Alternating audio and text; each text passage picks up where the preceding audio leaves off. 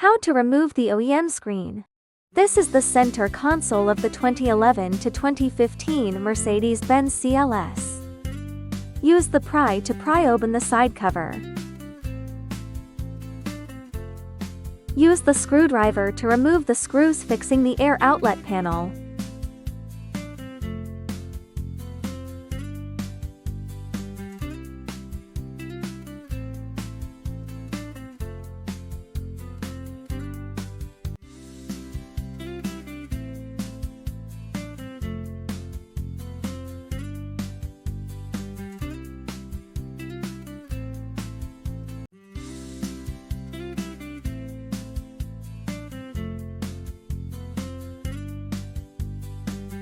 Use the pry to pry open the air outlet panel and unplug the wires.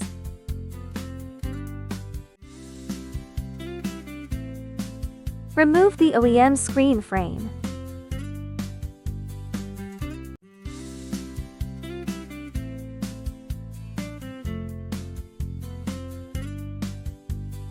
Use the screwdriver to remove the two screws fixing the OEM screen.